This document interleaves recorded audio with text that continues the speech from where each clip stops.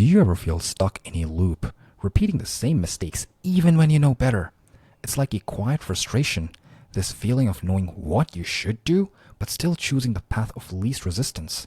We often tell ourselves we just need to vent or maybe escape for a bit, but that urge to avoid discomfort is actually the very thing trapping us. Most of us fall into familiar patterns of avoidance. Some of us are the vent and forget types. We talk endlessly about our problems, releasing the immediate emotional pressure, but never actually changing the underlying situation. This provides temporary relief, making us believe we've addressed the issue, when in reality, we've just postponed the necessary action. Others are the digital substance escapists. We dive into endless scrolling, gaming, or other distractions to numb those uncomfortable feelings. This creates a powerful feedback loop where discomfort immediately triggers a search for escape, reinforcing the habit of avoidance and increasing our detachment from reality. Then there are the perpetual planners. We spend hours researching, strategizing, and envisioning perfect solutions. The planning feels productive, a substitute for actual doing, and it keeps us in a comfortable mental space, far from unpredictable messiness of real-world execution. Here are a few tiny shifts that'll help you start making real progress. First, when a negative feeling arises, don't immediately try to dismiss or numb it.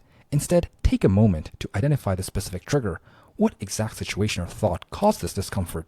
This is your initial observation. Next, get that observation out of your head and onto paper. Write down the objective facts, like a security camera recording. What happened? What were the verifiable data points? This moves you from subjective judgment to concrete information.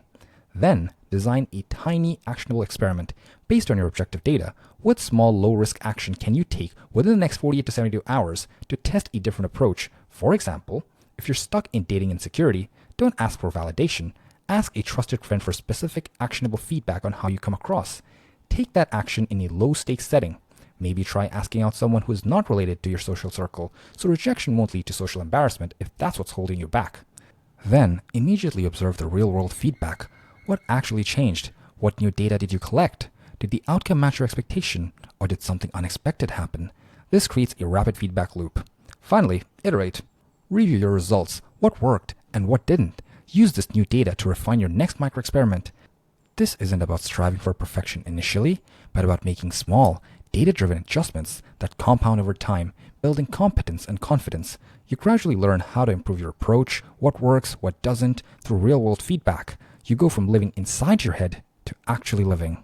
So, are you going to keep running from discomfort, or are you ready to use it as your guide to real change? If you have more helpful tips that work for you, please do share them in the comments to help out others watching this.